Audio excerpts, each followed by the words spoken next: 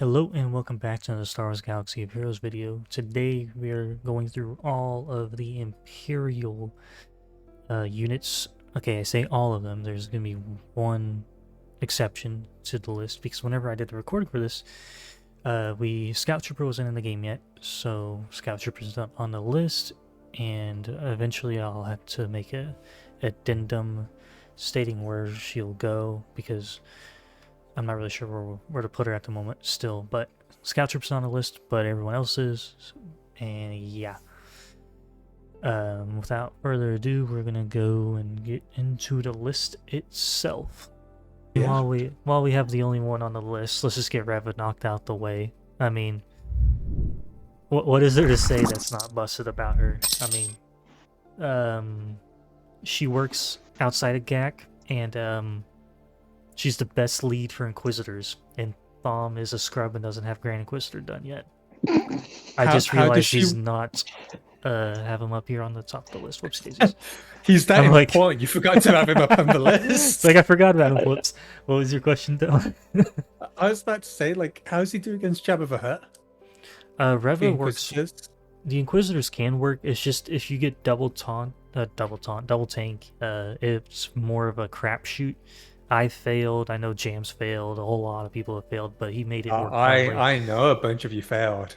But it works. It's just how long do you want to wait? I don't have anything to add about Reva. Like, yeah, she's gonna be above everyone else because she just wrecks everyone.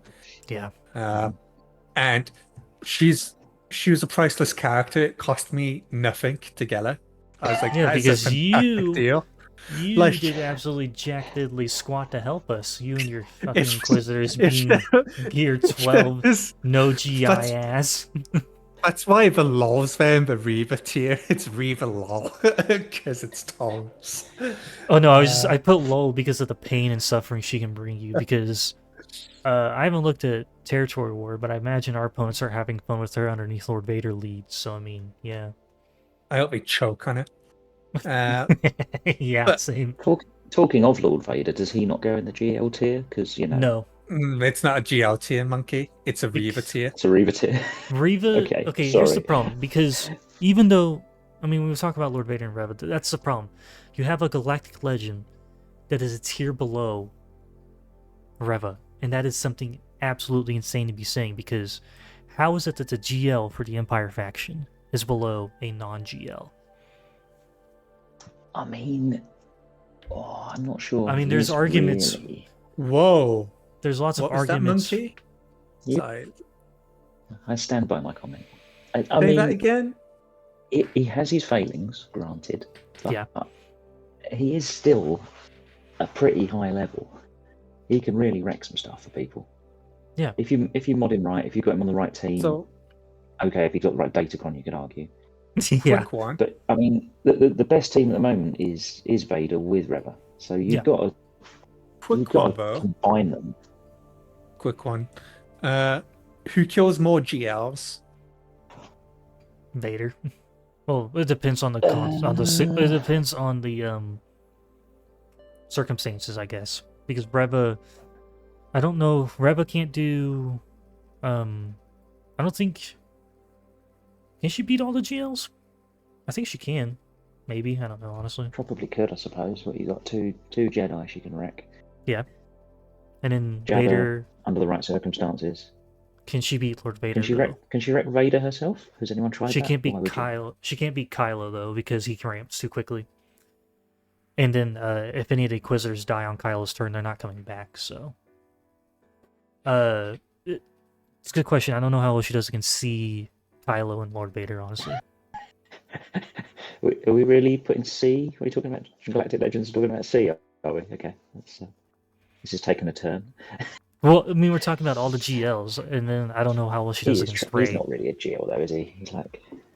He's a GL and a half. He's like a half GL. That's exactly how I feel about Lord Vader. Oh, he's better than... Vader's better than C, man. See, the problem is we had this same argument on the Sith one with Vader. Yeah. And I don't think he fully grasps the pain and suffering Lord Vader can bring. Yes, I will give it. Vader can be easily killed by bounty hunters.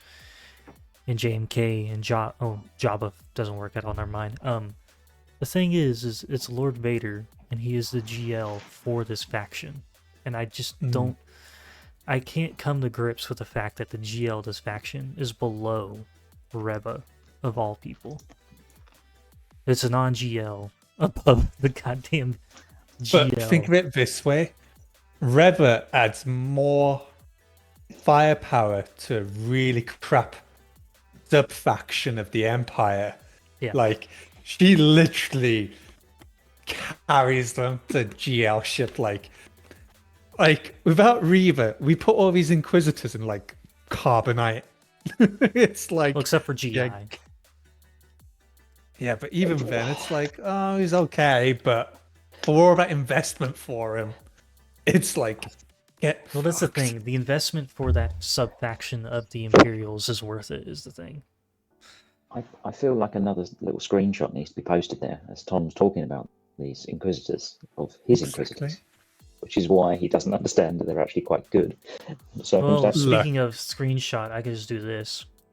Oh no! How'd that end up on here? Yeah, he's called it already. I want everyone to look at that Reva and realize I did challenge tier 1 with a gear 7 Reva.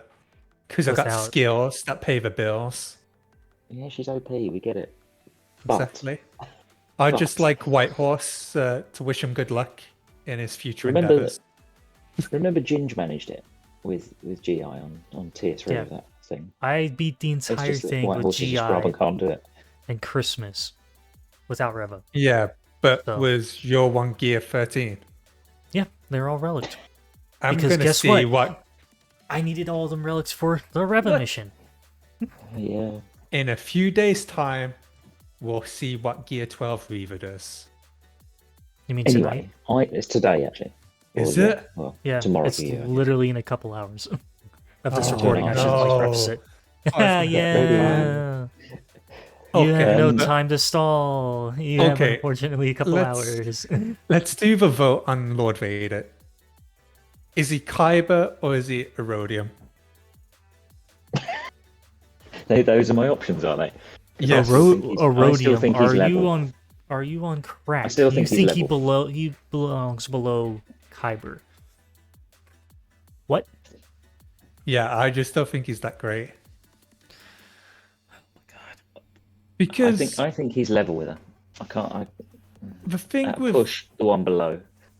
The thing with Lord Vader is he has to have Maul. He has to have Thrawn to be like super annoying, and then he has like 2 tanks.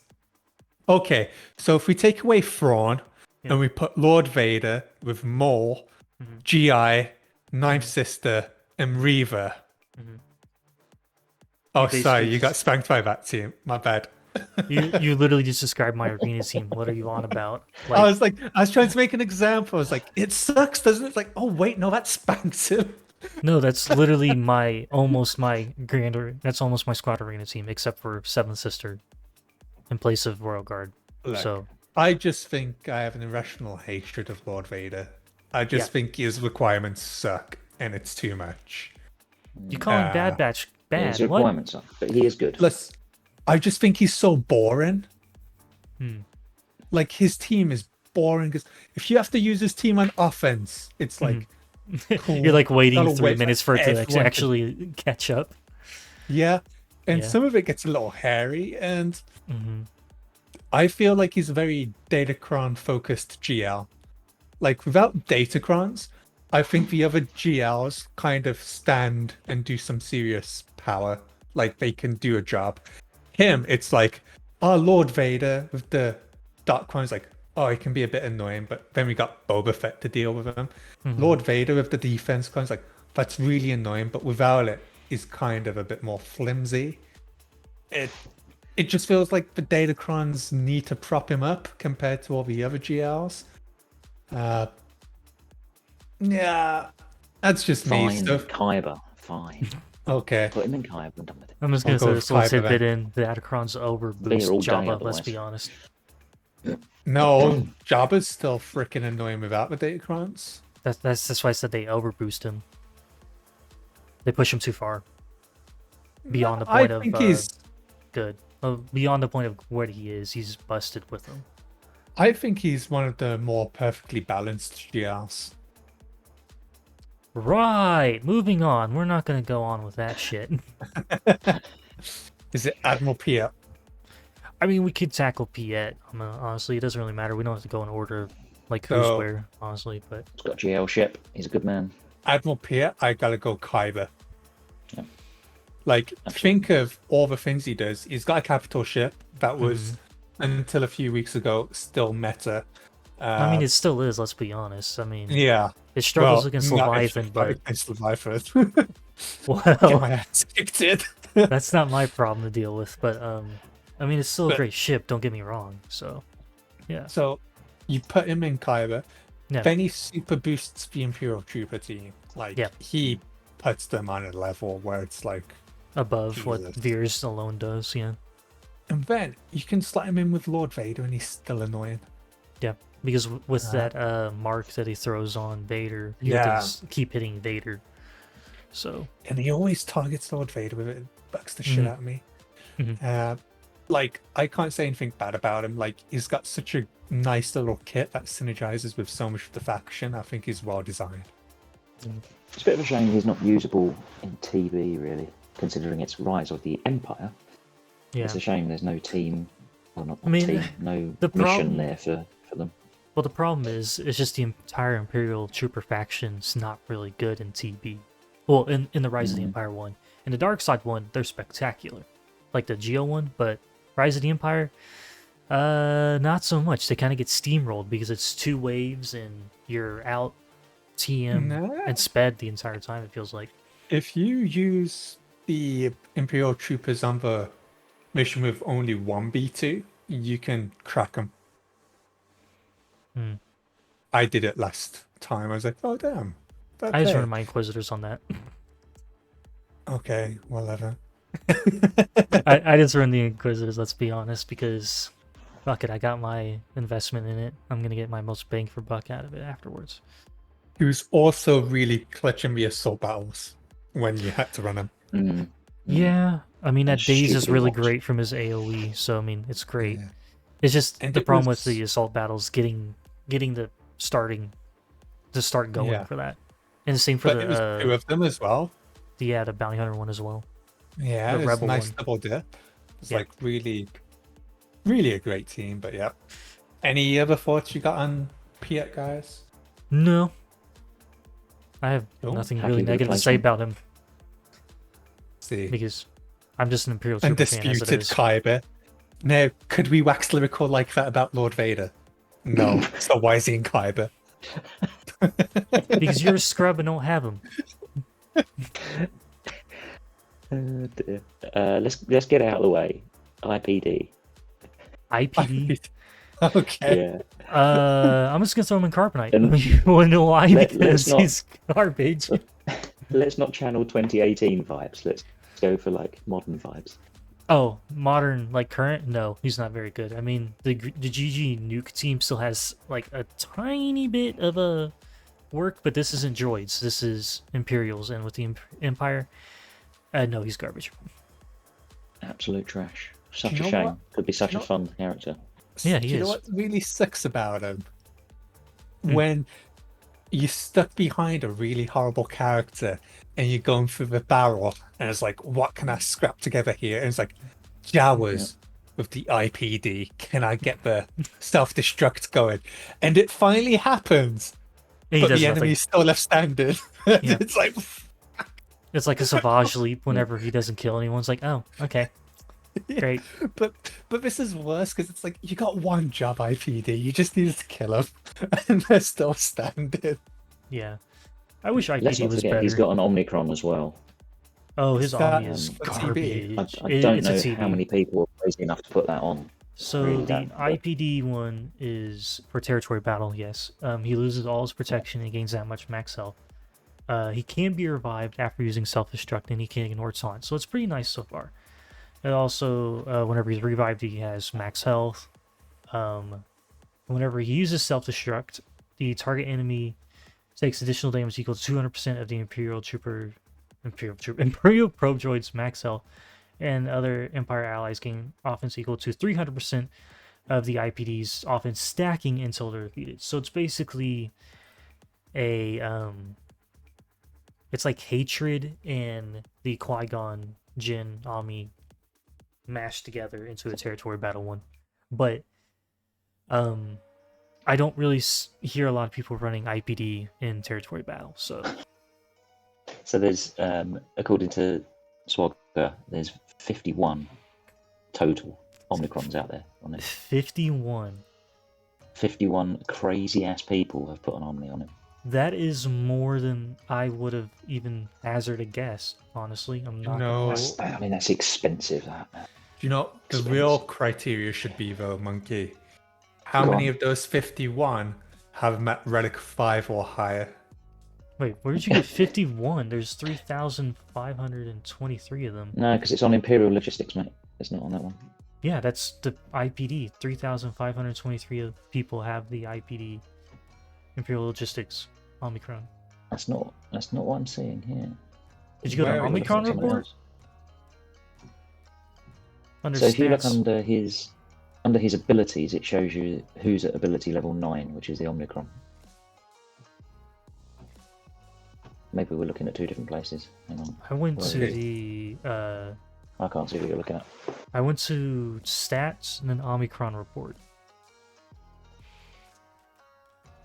Yeah. And then you scroll down to him, yeah. And it's 3,523. That's interesting. It seems to give different information in different places. Anyways, that's still 3,002 much. It's far too me. That's because that's 20 mats wasted for a little bit of usage. Let's be honest. But are we good with that? Trash. Carbonite for I'm not IPD? gonna argue with that. Okay. Now who? Go on, Ginge. Pick out another one. No, this will be easy. Iden. Oh, God. Slapper. I want to slap her in Kyber because with this being Grand Arena focused, it makes sense. But outside of Grand Arena, she doesn't have a whole lot of like super usage because without the Ami, their team's fragile. So Erodium wouldn't be a bad shout, but if it's Grand Arena focused only, it'd be Kyber because that Ami makes the team like shine brighter than it would have been just a year and a half ago. One thing I think you're forgetting, and she also has a ship, the TIE Defender. How can we fucking forget that? That immediately elevates her to Kyber because the damn thing dodges like the OG TIE fighter. It's ridiculous. Not only does it dodge, but if you've noticed in Fleet Arena, people have started putting it with their Leviathans.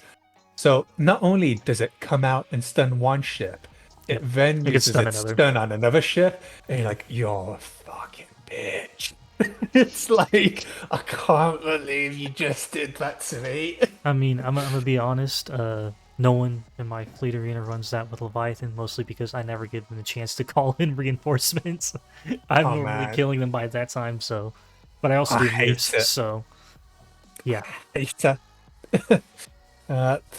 Problem with Iden... Does Wampa work against her once he doesn't have the Darkron? He can, if dependent on Wampa's tenacity, like how much tenacity your Wampa has, and then dependent on how much potency Iden has, and if you're running like a Wampa trap team with Iden, there's a lot of variance. Yeah. But it depends on how the fight goes and how much tenacity your Wampa has going in.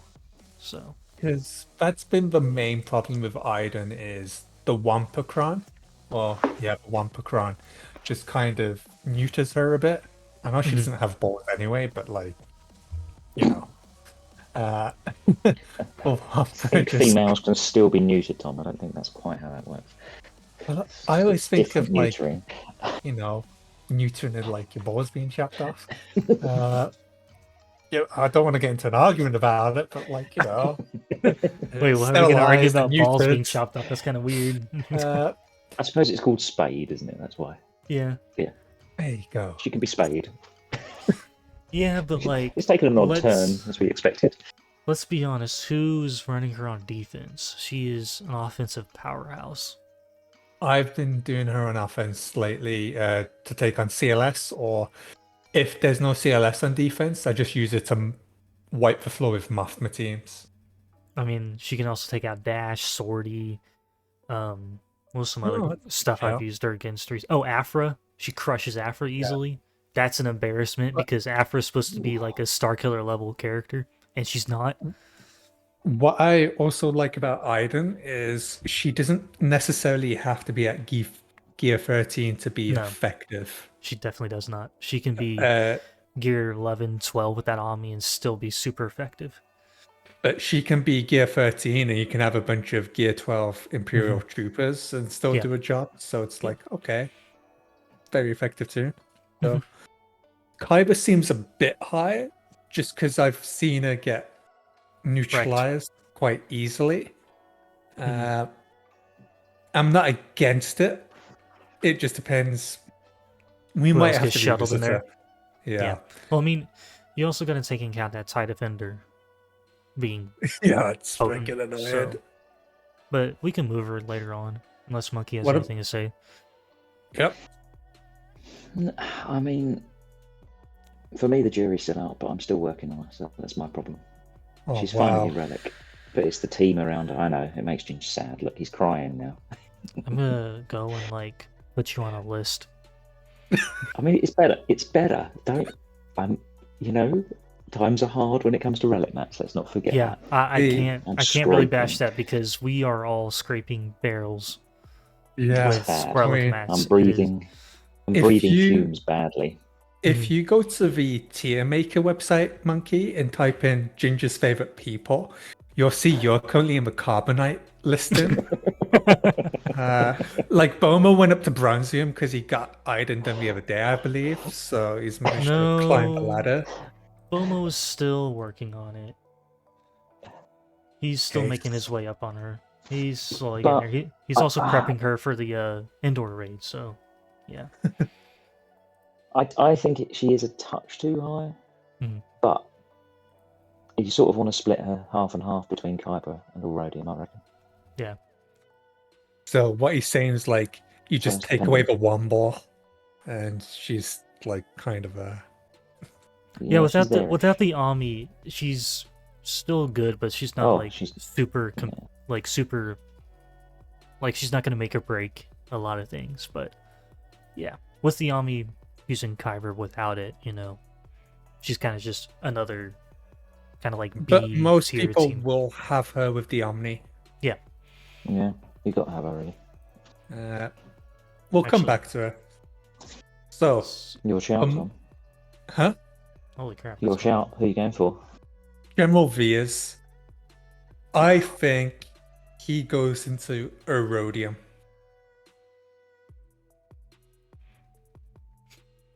Doesn't he go up and see him for the Super Troopers? Okay, so this is why he goes into Erodium.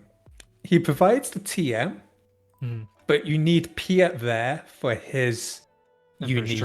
Yeah. Yes. Without Piett, he's still a good team, but you instantly start to take away a bunch of his firepower. It's his leadership that gives it 10% TM. Yeah. Yeah. And it's okay, so if you take Piett out of that General Veers team, it's very slow. It takes a lot longer to ramp. But then you can't get that loop going. No, not as easily. Because the enemy will eventually get that turn, and it's going to be a bit of a lights out situation. I also don't think he can plug into a different team. It's either General Veers team or you're not going to use him. Yeah. He doesn't have as much plug and play viability. But he does have one really good trick, and that's why I put him so high. Yeah. And that trick has decimated Lord Vader teams. It can decimate Jabba cleanups. They have a lot of viability, trust me. It's just outside of that one team, he's not very good for much other than collecting dust. But like you said, it feels like he has a very specific use case where he can mop up a team, but the stars have to align, because if you go up against Lord Vader, And Lord Vader has his days move off cooldown, but it's like... Nope. It's like instant fail there. Yeah. Yeah. And even C's a bit tricky.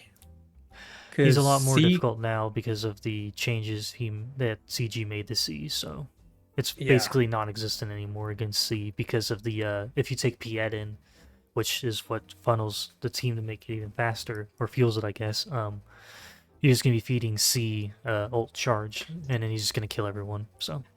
Yep. So yeah, I put him in a Rhodium. Anyone else disagree? No, I think that's fair.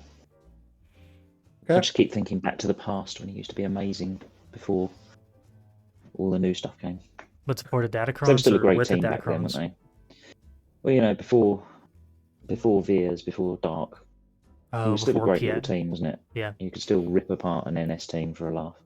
Mm. But that's a long time ago. Okay, well, go on, JM. Take a pick. Palpatine. I have a lot of mixed thoughts on everyone else around him. Otherwise, he's just a wet paper towel. And that's always disappointed me. For like the most powerful person, whatever you want to say, in the films, he disappoints me quite greatly. Yeah, but he works great with Starkiller. But that's the thing, Starkiller's not Empire, so it's kind of like, well, I mean, he still works great with Empire, though. He can help your Inquisitors in Conquest if you don't have a full functioning Inquisitor team do things, you know? But at the same time, it just takes one CLS to rip him apart inside a Starkiller team because he's so squishy. Or raid and whirlwind him to death. Yeah, exactly. It's like he's the weak link in his team. A lot of teams, yeah. Which is a bit weird. I mean, the Empire does have a lot of Bretons, don't get me wrong, but the problem is, if you do CLS, like you said, against it, Han can immediately shoot and probably kill Palpatine in that opening move. I think that's kind of cool, though, that he is the weak link of an Empire team. Because if you take him out, then that team usually falls apart. I think that's quite thematic. Yeah. So I'll give him props there. So, do you put him in Chromium or Rhodium? Yeah. I would go Chromium, personally. He has versatility. Let's not forget he's in a ship as well. Yeah. He has the ship. His shuttle is quite a nuisance. His shuttle is a nuisance, but honestly, I don't think he's strong enough. If we were splitting hairs, I'd put him at like the very bottom of Rhodium. Like at the very end of the list of Rhodium, just because Chromium would be too low, because you gotta think of Starkiller teams as well, and how fucking busted those are. And yes, he's the weakest link in basically every team he's in, but like... However, if you think about the Starkiller teams, it's not like Veers and the Imperial Troopers, so it's like, oh, you kind of need Veers with the Imperial Troopers to work. Yeah. With Starkiller, you start to see these like quirky Starkiller comps pop up, where it's like a Trey Elite Starkiller team or a Savage. Yeah. I think I've even seen Malgus. And it's just really quirky compositions where it's like, oh, he can work with other people. Yeah, and then that frees up Mara if you want to as well to run with him elsewhere. Or something else, so... Basically, Starkiller is just like, we're in a open relationship kind of deal. I would say Rhodium works. Because you also factor in how easy he is to get. I don't remember how easy it was, because by the time he came out, I had whatever he needed, like for his requirement unlocked, so I already had him ready, so... If you're a new player, I believe you can unlock him with Phoenix. Yeah, that's what I think that's what Arnold has for his guide. You get Phoenix, and you take that to get Thrawn and Palpatine as well. And he has a really good ship, which slots into all sorts of fleets.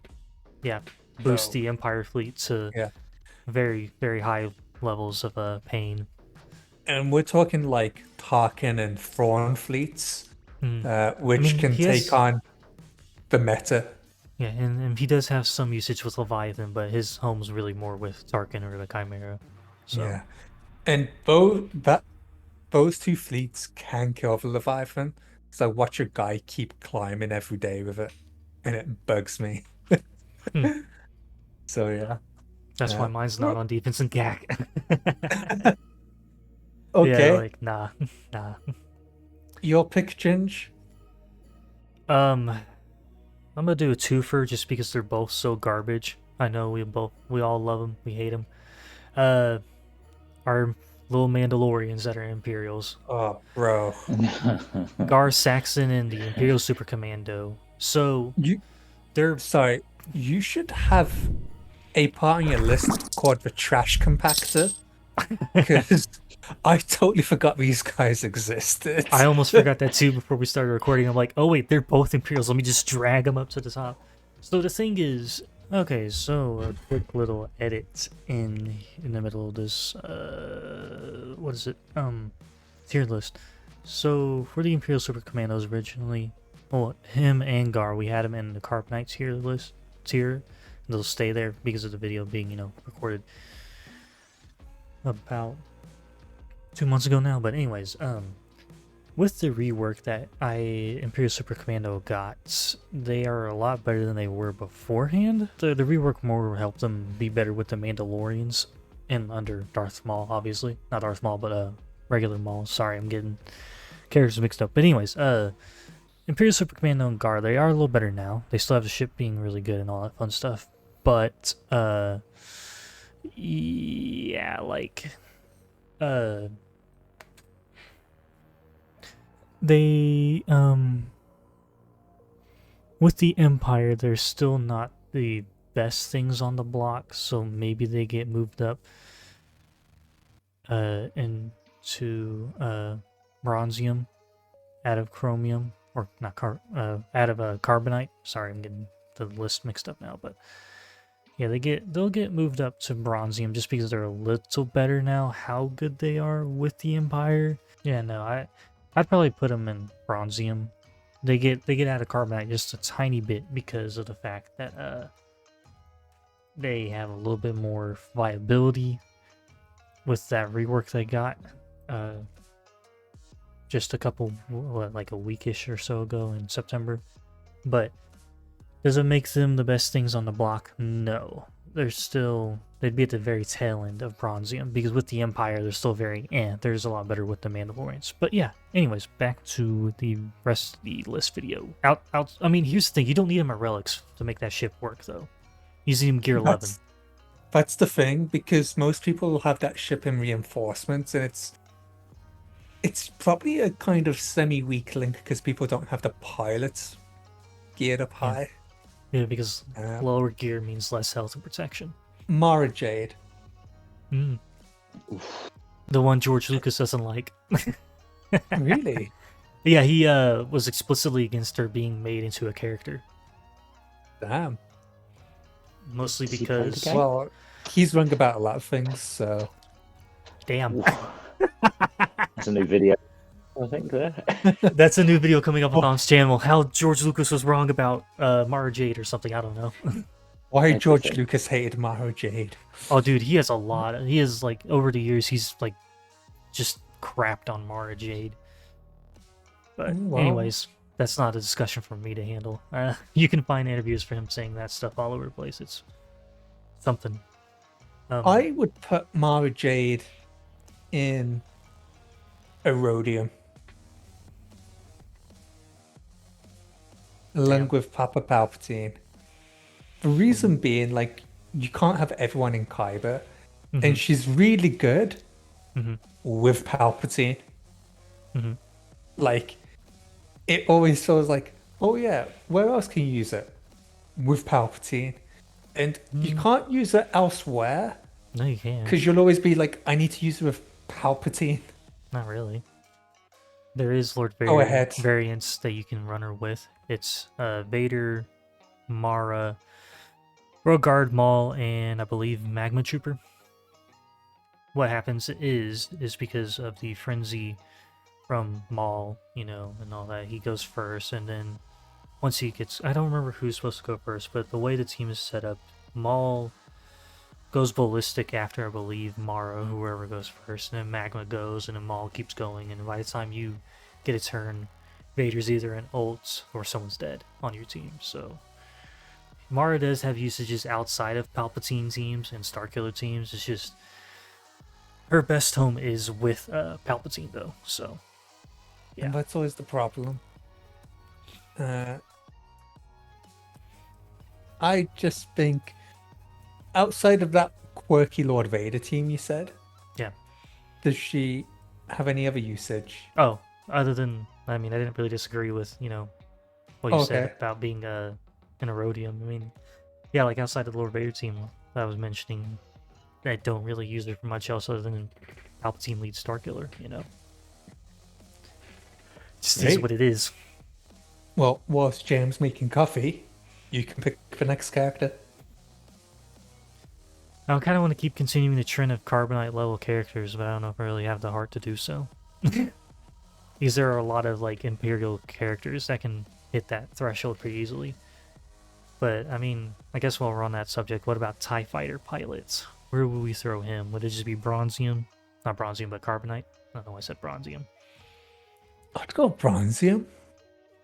No, we're actually gonna go Bronzium. That was just I mean, like, his ship's not bad though, let's be honest, with that dodge chance, especially in the Scythe fleet under Tarkin. It can be annoying. But the ship's okay, but the character's a bit squishy. Because he's not even an Imperial trooper, right? No. So, and a lot of people are like, why is he not an Imperial trooper? Well, he's in the Imperial Navy. Oh, like Admiral Piett. Yeah, I know that doesn't make any much. I can't really be like, yeah, but it's like, yeah, why is he in the Imperial Navy whenever Piett, an admiral, is in the Navy? Yeah, I don't know the rhyme or reason there, honestly. But yeah, I know a lot of people like on Reddit have been questioning why TIE Fighter pilot doesn't have the Imperial Trooper tag, and I really don't see why he couldn't. But it's just, yeah, I really wish he did. Now that we're thinking about it. Yeah, Bronzium, he has that decent ship. That's why he's there. If he didn't have that ship, you'd just be like Carbonite, because he's the last guy on the football team you pick. It's like if you had your 5 substitutes and he was going to fill in a slot, you'd be like, I'll just have 4 subs instead, man. Damn. It's just like, I'm not even going to consider you a choice. If I've got that far, I'm screwed. He did have that wonky Datacron a while back, but like, yeah. He does give 8 speed under a Vader lead. Let's not forget that. And if you need a little bit of extra speed, he's there for you. But that's the worst thing. That's what you use him for, isn't it? It's like, I just need you for your... It's a bit sad. I don't even need you for your turn. I just need you to give some speed. Hey, but he does have that buff immunity, though. That's kind of neat. If it lands, yeah, that's great. Yeah, if it lands. I mean, I can't argue with Bronzium. I think that's a nailed-on one, that one. Yeah. Grand. Job done. Go on, JM. Take your pick. I'm torn. Do I go a positive pick or do I go a negative pick? Hey, I've been covering the bottom of the barrel. Y'all got to keep going high. What does this game inspire in you? Okay, let's get negative. Anger. Anger, hatred, rage. It makes me furious. Stormtrooper. Storm? I am super annoyed that they never went down the line of B1 with Stormtrooper. I think they missed a trick there. They could have reworked him. And I think it would be a great character if they had. However, would they keep he's a trash tank unless he's under Vader. But would they keep Lord the Vader. Would they keep like the Zeta that he has the way it is now though? If they went like the B1 route. What is that Zeta? So his Zeta. That's the problem. I do. I do. Yes, I do. So I mean, Stormtrooper. When I say we, I mean like normal people. Do normal people have it? Oh wow. No, I do. I'll get back to that rude jab in a second. It really wasn't rude, but so his Zeta gives him 40% defense for each living Imperial ally, and he gains 40% offense for each defeated Imperial ally, which isn't bad. While he is active, Imperial troopers have 30% defense additional, and then at the start of his turn, the Imperial Remnant allies gain 20% protection up for a turn. So he has, because he's also tagged with the Imperial Remnant, so you know that incomplete faction we have. Yeah. So the thing is, it's not bad per se. It's just, if you're relying on Stormtrooper to do damage for your team, you're expecting a lot. You're boned. Unless, I mean, unless it's the TB Stormtrooper, because when he's got no mates left, he starts to wreck you there. Crap, crap, and you're all dead. You're like, oh, well, there goes one of my characters. I mean, Storm for me, he's chromium. I can't. It annoys me. It annoys me. It really does. I get what you're saying about the Zeta, but yeah, even still, when does anyone use him outside of LV? No one does. I run him with Iden. But sometimes you need a body for Iden. Yeah, especially if you took Shore elsewhere. But the problem is, I think the biggest problem is Stormtrooper doesn't have a pre-taunt. I think. Well, doesn't he? Chromium's too high. Oof. Does he pre-taunt under Lord Vader? He gets marked under Lord Vader. Tanks. Yeah, he gets marked, which is essentially the same. He's better than TIE Fighter Pilot, though, man. TIE Fighter Pilot has a ship, though. Oh, that's true. Wow. That's why with TIE Fighter Pilot, we pull him on Bronzium because he had the ship. Yeah. With Stormtrooper, we're only putting him high because he can work with Lord Vader, but he can't do anything else. So it's I might as well put you in Bronzium then, because I could find other tanks that work better with Lord Vader. Oh yeah, but I mean, also the thing is, he does, like you said, he provides an extra body for Iden teams. So I mean, that's nice, but at the same time, I prefer having Shore with her. So yeah. Okay. I'm not against putting him in Bronzium, votes for Chromium? How many for Bronzium? I'm not against putting him in either one. It's just I don't care either way. It's just JM, do you want Chromium or Bronzium? I mean, I said Chromium, so I'll stick with it. But you make a compelling argument, I'll be honest. Okay, he said I made a compelling argument. I didn't think he did, so Bronzium it is. Oh, wow. Just throwing him under the bus, aren't you? No, that's fair. That's fair. I'll take it. Did you pick Stormtrooper or was it JM? It was Monkey. That was me. Okay, it's my turn then. It's round to you. Because then we'll go back to Monkey, then Ginge. And we'll go back in the right order. So whatever. I'm picking Darth Vader. Oh. Man, that's a painful one. That's an ancient. He's the OG, like Empire guy. He's the OG. We had fucking achievements to get his shards back in the day, man.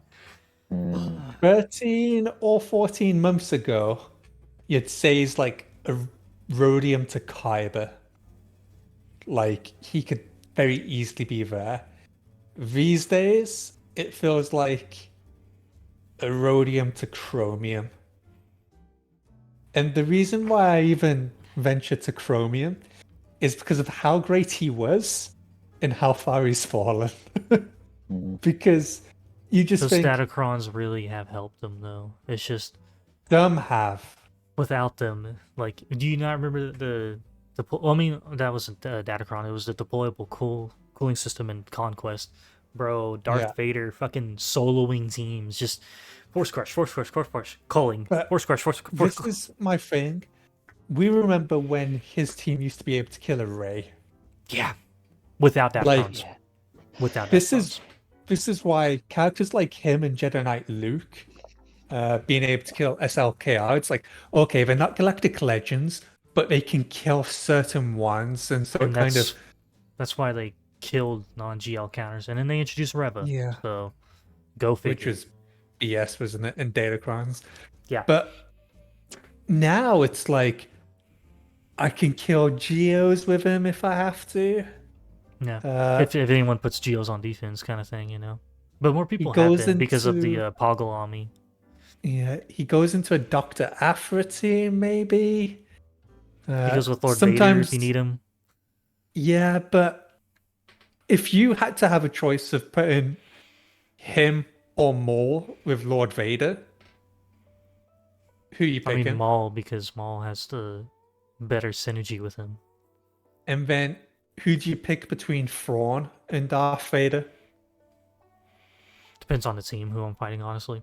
Like if I need to fracture someone, well, Thrawn obviously, but if I just need to get dots out on the board, then Vader. But like, it just depends on who you're fighting, kind of thing, you know. On defense, I've seen Thrawn mess up like more counters than Darth Vader. Yeah. Because Thrawn goes and fractures one of your bounty hunters. It's gonna if he be fractures Bam, scenario. You're game over. Yeah, and we've seen that. Poor Jam. Poor Jam had his Bam fractured. That was heartbreaking to watch. So let's not think about that. Yeah. It feels like it takes too long for him to really do damage. His ship's so. This is the problem with Darth Vader. He's just squishy. Mm-hmm. I mean, it fits him thematically, though, let's be honest. But, you know. I feel like because we've been around for so long, we remember the good glory times. Days. Then when he became rubbish. Then when they boosted him. And now he's back in the rubbishy phase. And I think he's like, it's kind of like it's like Hills. It's a theme with CG, isn't it? They keep killing the stuff we love. And then they bring it back later on as slightly boosting it again. Yeah. I just don't know. I think chromium to erodium, isn't he? Really, I want him to be erodium to fiber, but he isn't at the moment. He's good, but he's not. He's not that. It's just like you said. Like it's just we've seen his highs. We've been through all his lows, and we remember his fun. The fun he had crushing Rey and SLKR before they nerfed him to oblivion. And it's just like, oh, yeah, I've just realised it's got to be chromium. His ship's too squishy. Let's not forget the ship. It is too squishy. That it doesn't really do much, so he has to be chromium. I mean, his ship helps fuel the Tarkin fleet with Scythe. Like you run Scythe, Bomber, and Vader out front, and you can immediately call in the second sister on your first turn. That really won't work unless you lose a TIE fighter, so kind of a moot point there, isn't it? So, I vote chromium. Did JM vote for chromium? He did.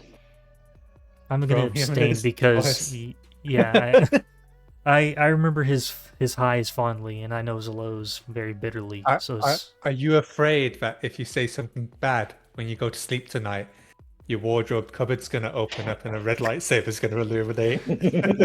All I'm going to hear is the breathing. Sorry, and be like, hold on, 1 second. Oh shit. I mean, there's a joke about being force crushed there that I won't make. So this is on. Ginger's in bed tonight, but yeah. Oh my God. Choke me, Daddy. Choke me. If it loads, I can tell you. Hey, they call him Dark Father for a reason, eh? Oof. Wow. So all I'm gonna hear is the breathing. And it's gonna be like, fuck! Is that your breathing that's laboured or his? They're both. No comment. Who's next? JM. Is it back around to me? Yeah, because you were gone for a second, and I did. Oh yeah, that's right. Yeah, reset the order. Yeah. This is another positive, but with a little negative attached. Darktrooper. Flipping amazing in the show there. Love what he brings to the troopers. Great fun to just obliterate someone from time to time with him. But that, and this is purely a dig at CG again. That not the graphic, the we are sitting waiting for him to take his moves, and it takes forever. The animation's the worst. He's like the Imperial Trooper equivalent of Bosch. Because like he boom, boom, boom. yeah, and then comes back. I will say his animations are a little slow, but like they're so beautiful to watch. Just him pummeling the shit out of people. But like, like outside of a Veers team, I'm not using him with a lot of things because he can't work with Iden. Palpatine, you're not really gonna have a place for him in a Palpatine team, and like he is in the niche of like it's that three character lineup. What do you use with Veers, Piett, and Darktrooper in 3v3? What are your three core in 5v5? Veers, Piett, Darktrooper. So I'd probably put him below like Mara in the Rhodium tier just because of like outside of a Veers team, I mean, he may even fall into Chromium, but like the damage output he brings to the Imperial Trooper team is outstanding. So it's just, I don't know. Chromium for me. This is also me talking because I have Relegate, so he has more damage output to begin with anyways, so. I would say Chromium as well, because he needs Piett with him as well, because when Piett puts the mark on him, that's what allows him to keep taking a bunch of those turns, along with Range Trooper as well. Because whenever Piett attacks, he's assisting. Exactly. If you don't put a mark on him, it's like, oh, I'm waiting for him to like punch someone in the face. Yeah, you're like, oh, and then that's the problem. Like, then recovering those stacks to make him do extra damage is a bit of a damn headache, honestly. Doesn't he have to, like... Go ahead. You really feel it when you use days with Veers with Piett first, because you're like, oh, Dark Trooper isn't doing anything. Like, why isn't he going like punchy punch? Yeah. But you need to use the days sometimes just to make sure the enemy isn't going to start going nuts. Yeah. He's also part of the incomplete Imperial Remnant faction, so I mean, there's that as well.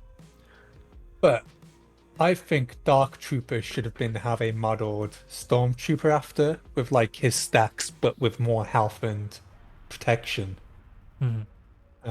Interesting. Yeah. I mean, you mean like, so like take what Monkey said about like the B1 stacks for Stormtrooper, but make him tankier than Dark Trooper for Stormtrooper? Yeah. Because I think as he gets how it should be, the less stacks he gets, the more offense he maybe gets, and the more stacks he has, the more defense he gets. Less damage output he has, huh? For Stormtrooper. That's a good point, actually, because if you think about the show, I mean, what could actually kill him? A lightsaber, and a huge amount of Beskar. So yeah, damn Beskar spear through him, like I mean, he's incredible in attack, but I mean, you can't just go through whatever it's made of that easily. So why is he not stronger? That's a good point. Well, the thing is the Dark Trooper's armor is like Beskar alloy was something, I don't remember what though, but I remember somewhere in like after season 2 ended, they were talking about like there's a lot of like theory crafting about what the Dark Trooper's made of, and I think it came out that it's a Beskar alloy kind of thing. So because like the only thing I can cut through is Beskar itself and the damn lightsaber. Blaster fire does nothing. So lucky Jedi Knight Luke wiped out all the bloody Dark Troopers, eh? Yeah. Well, the ones I mean the ones that we knew of until season 3, whatever Gideon had going on Mandalore. They're not the Robo Dark Troopers, are they? They're just like people in a suit. They're like exoskeletons.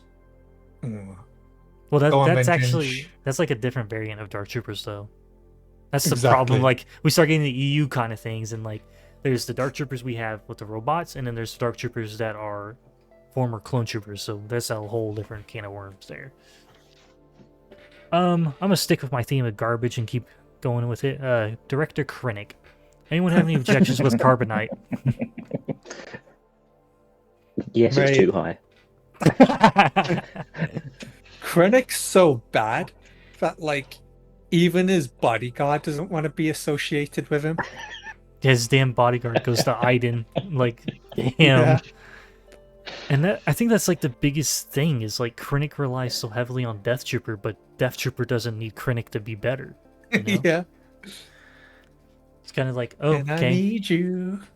I think the thing is, if they'd made them a better duo or something like that, or I don't know, just got rid of the whole Krennic like lock for Deathtrooper, not Dark, but Deathtrooper, things would be a lot different. But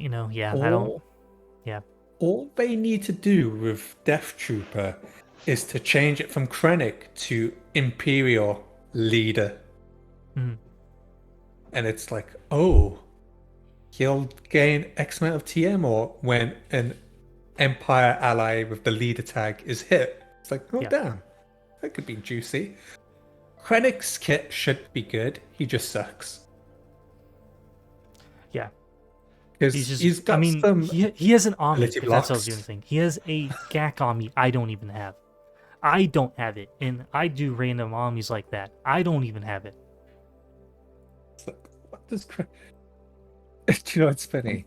He's not even the most annoying in the Smugglers battle, is he? It's the Deathtroopers. It's those damn Deathtroopers, yeah.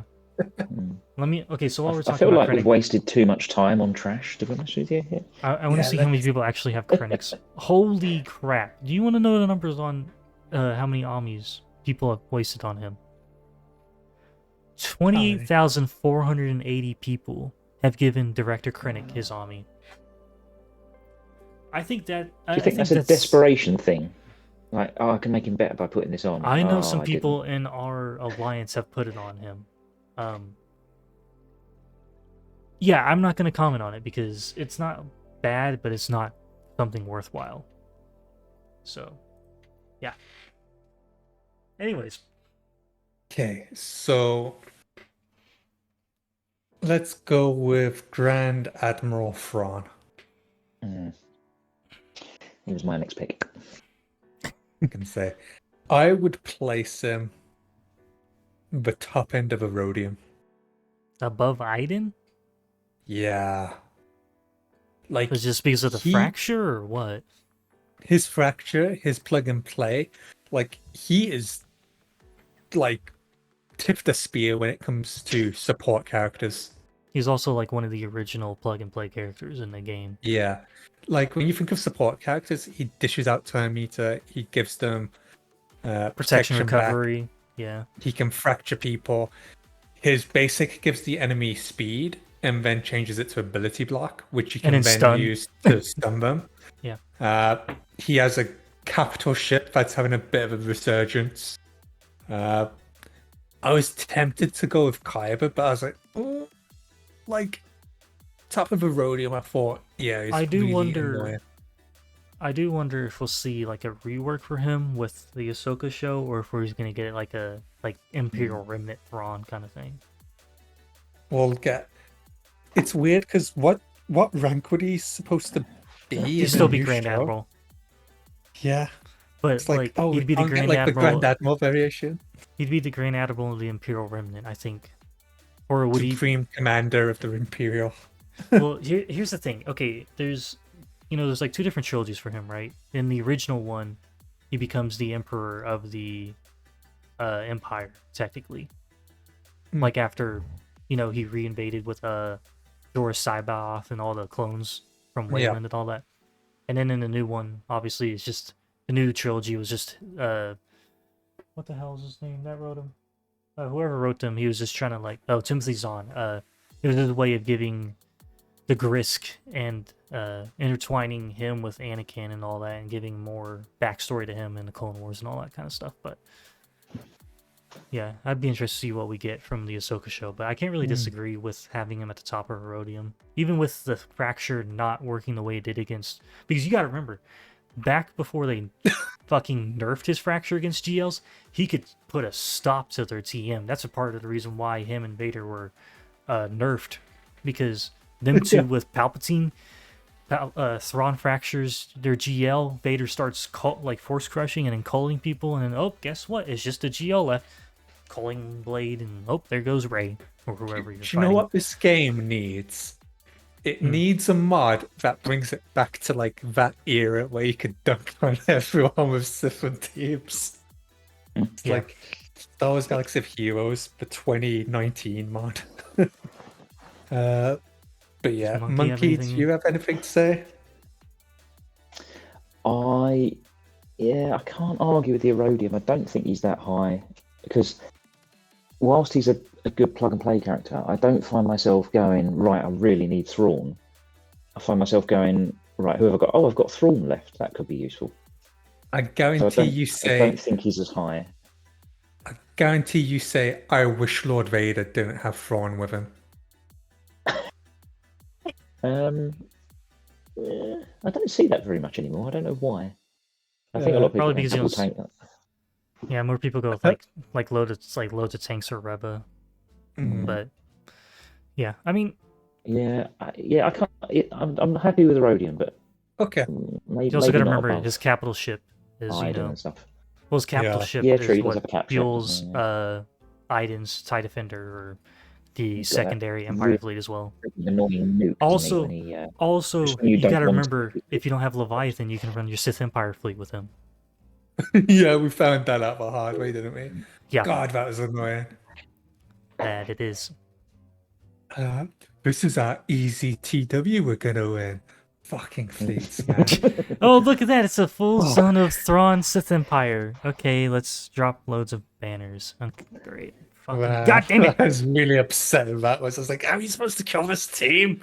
Well, it was because they were running the Mark 6 Interceptor out front, which was causing issues. So it's like, well, if you can't beat him, join him. Okay, then. Go on, JM. Let's keep the usability train rolling and go Moff Gideon. I think he's got to be somewhere around the Rodium because, I mean, that TM strip is invaluable at the start of the battle sometimes. If you've got him modded for speed yourself, you're laughing. Nice little armor shred, always helpful. Hands up, how many times you've used the armor strip against Sith Empire and instantly regretted it? Every time I do it. I think. I've done it occasionally. I'm like, fuck. Because it's so much in your brain. It's like, oh, just strip my Terminator, and all you've done is strip your own. And you're like, oh, well, there goes that fight. That was a waste of banners. I was like, fuck's sake. We're talking about speed. I actually want to look at the guilds, Gideon's. Because, I'm interested to see who's the fastest. Gideon, I used to have really fast, but it's got to a point where I'm like, I'm better off taking his speed mods away to give them to someone else I need faster. I'm not sure when it happened. What the fuck is this shit? I don't have the fastest one? What is this shit? You scrub. I think when Malgus came out, but I started to ignore Gideon's TM strip. Or not making him as fast as he needed to be. Maybe he needs a ship. I'd put him at the bottom of Rhodium or the top of Chromium. Because definitely Rhodium. Isn't his ship that he comes in at the end of Mandalorian season 1? Wasn't it like the TIE Outlander? I don't know, but where are you using Moff Gideon? You can run him with Mandalorians. You can run him with Lord Vader. Yeah. Well, no, he can't. Never mind. Sorry, I forget he's not tagged as. Must be getting late over there. It is late night, Ginge. I forgot he's not tagged as a Mandalorian because even though he technically ruled, you drop him in and out of imps. Yeah. I tell you what's funny though, you'd rather drop Moff Gideon with the Mandalorians than you would Gar Saxon. I mean, let's be honest, that TM strip could really screw up a lot of people. Yeah.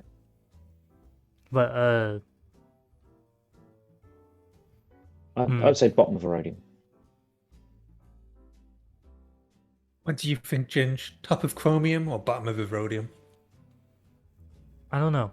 If there was a middle one, I'd put him there, but there isn't, so I'll probably just put him at the bottom of a Rhodium, honestly. Fair enough.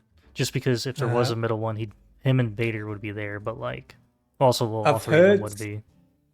I've heard he works really well with Padme against Tusken Raiders. That is if you don't do the wrong opening moves. He is a tricky one, isn't he? But yeah. Because if he's fast, you gotta hope you outspeed him. And if you don't, then you're fucked. So it's like, well... there's so many characters. He is good with Darth Vader. Yeah. Because I like strip him enemy turn meter, and it won't affect Darth Vader because he's immune to TM manipulation. Yeah, and then Vader just goes in a merciless massacre and starts killing people. Yeah. But that's when you usually have to kill a bunch of Geos, and you're like, cool. Bug hunt. Okay. Is it your turn, Ginge? I don't know, honestly. I don't know. I think it is, yeah. Gideon was my choice, that's you. Yeah. Oh.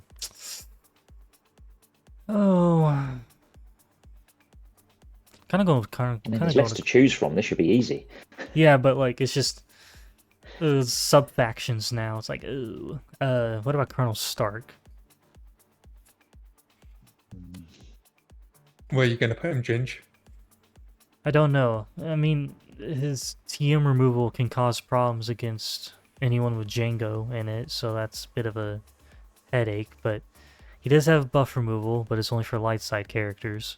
But he does help fuel the Veers team if you run him with him in 5v5. But then the thing is, some people replace Moff Gideon with him in 5v5 teams, so it's kind of like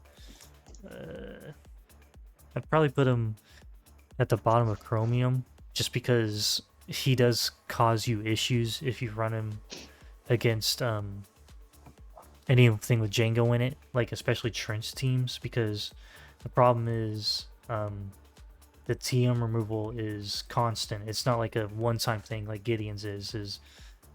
Stark's is passive from his unique. I would agree with the Chromium because it's not just Django Fett. It's characters like Bam, where he gets damage immunity and you start to loop them. And you instantly start... Yeah, you start to think, I wish I hadn't have took Starck now because I'm fucked.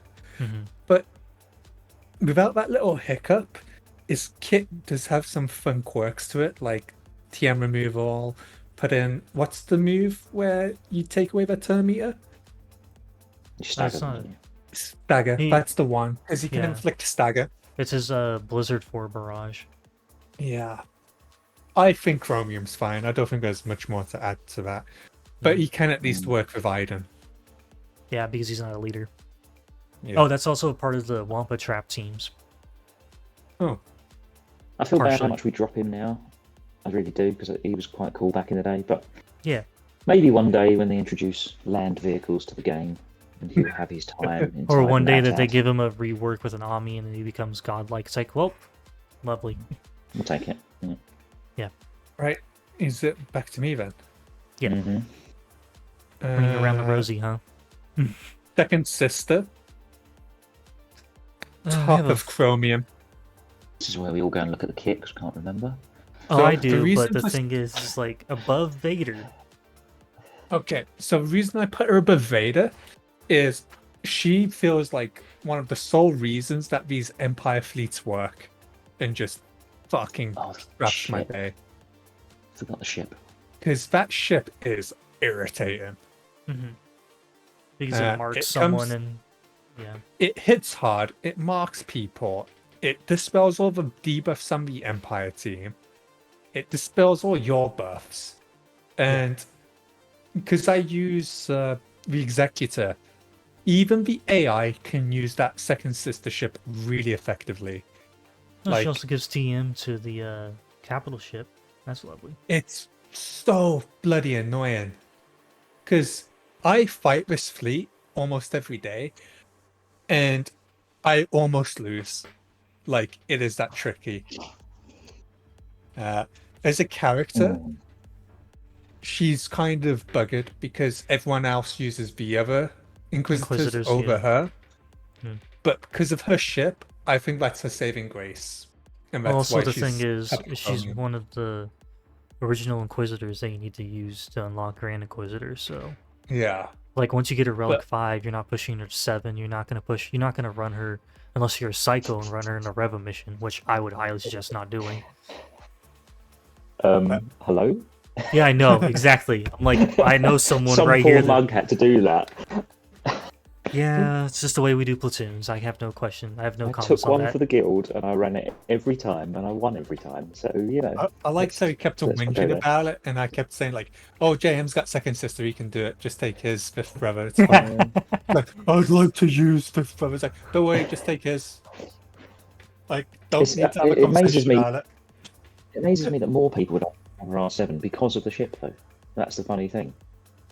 I think it's diminishing returns, though. Because I don't know. Well, because it doesn't have protection. Like, she starts off as a reinforcement, though. Yeah, she's not up front. Yeah, and I agree with Chromium. I don't think she's above Vader, and I don't think she's above Dark, to be honest with you. But I agree with the area. Because she just gets dropped now. I mean, you don't even put her with Lord Vader as a, you know, I need another Empire. Where does she go? That's just how highly I rate her ship. Like, without that ship, she's probably in the Bronzium tier. Like, that ship just wrecks my day. The ship does carry her, but not that high, I don't think. I mean, we could put her in between. I'm comfortable with her being above Vader. Just think of it this way. Sorry, I think her ship is the biggest boost to the Empire fleets than some of the other ones. It does boost the Thrawn Chimera fleet pretty high, and it helps the Scythe fleet with Tarkin. Yeah. Not even with Scythe. Like, the guy I play against, he takes TIE Bomber, Vader, and Palpatine, and as soon as the ship comes out, it starts to wipe people out, and it gets the Tarkin fleet moving. Scythe out front. Interesting. No, he doesn't even have Scythe. That's why it keeps winding me up that he's top 5 with Tarkin. What kind of scrub leader are you in? No, this is the thing. He beats 7-star Leviathans. Like, that's what I'm saying, Ginge. Pathetic Leviathan is, let's be honest. No, because he was beating Profundity and Executors. We thought once Leviathan was out, he was going to be bummed out of top 10, and that was him gone. But now I use him to climb, so I just hit him out of the top spot. You're like, oh no. Yeah. So that's where I put her. Where would you guys put second sister before we move on? Well, the thing is, I don't run her in a lot of teams, honestly. I mean, fleets I do, but like teams herself, yeah. And also, I do agree with like the ship definitely boosting her character up, but above a Vader, I don't really know, because Vader has protection on his ship. She doesn't. Yeah, but let's and be also honest, Vader is the paper baggy, is it? Her ship. But Vader is the reason why she can even come out on the first turn. So is it because he's Empire? Yeah. Or is it because his ship's it's because of his ship.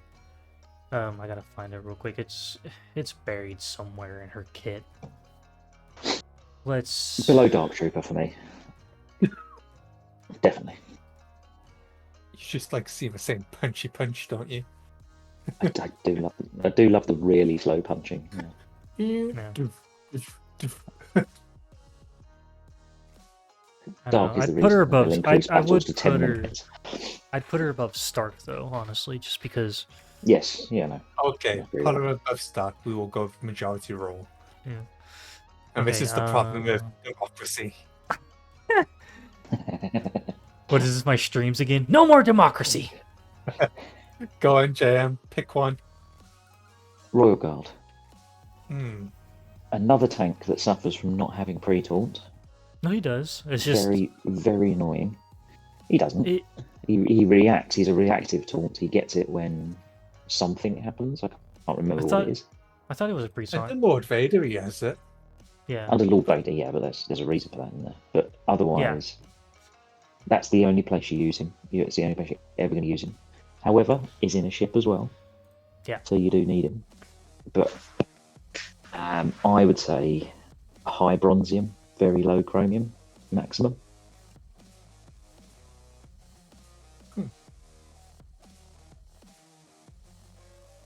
I mean, the stun doesn't even land sometimes, does it? Which is frustrating. Yeah, Daka's stun lands more often than his. I mean, he's a good tank under Lord Vader, he's like one of the earliest tanks you get in the game. Or whenever we played, like whenever we started, he was the first tank we got. He was, yeah. But it's just like, I don't know. He's been, unless you're running him with Lord Vader, he's been power crept beyond all belief. So he's an odd tune where under Lord Vader, under specific circumstance, he can get a little irritating. In that circumstance is when he gets retribution. When he gets retribution on the Empire team and they start hitting you back.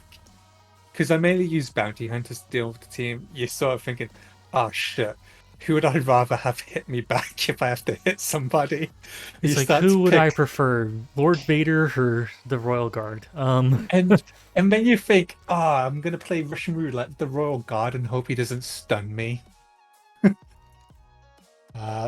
So yeah, he's a bit irritating. He's a bit of a one-trick pony, isn't he? He doesn't do much. You just punch him back. He's a meat shield for Lord Vader. Meat shield. Yeah, that's what Lord Vader needs, but I mean, I guess that's what a Royal Guard is, though, isn't it? It's a meat shield, just to stop him. Not even for the proper Empire character. No, wow. True. Wow. No, it's true, though. You're saying the Empire GL isn't proper Empire character? To be fair, yeah. Exactly you should probably pull him with Reva, but she doesn't need protection. Oh, gosh. Okay, so who's your pick, Ginge? We're now getting down to, we have basically 2 sub-factions left and 1 capital ship pilot. I may just grab Tarkin real quick, just for the hell of it. Okay. Where are you putting him? I don't know, because... And why is it the bottom of a rhodium? Whoa, you're gonna put him below the other 2 Empire capital ship commanders. The reason is, his capital ship is fantastic. He is a character, is not. Okay, but I'd put him in usage above Thrawn in the Empire fleet. That's just because I have Scythe, though. So, I mean, yeah. But you could put him above Thrawn's ship. Fuck out of profundity. Thrawn's that high because of his ship and his utility as a character. Yeah. And I kind of just throw him as a 5th with Lord Vader, let's be honest. He's kind of just another meat shield for my Vader. So, like... He's just a step up from TIE Fighter pilot in terms of character. Didn't he have, like, a TM loop under one of the Datacrons a while back? Where he would just spam his second special and then AoE kill you? Yeah, but you kind of had to get him to live for a while. Yeah. And it took a while to build up, so it's like, oh, okay. Yeah, it was like a full 5-minute, like, thing, and then, like, the last 5 seconds you take it off auto, and then he does... and they all die. And it's purple lasers. Yeah. Like, that's a fun ability, but that's not here anymore, so let's keep it real.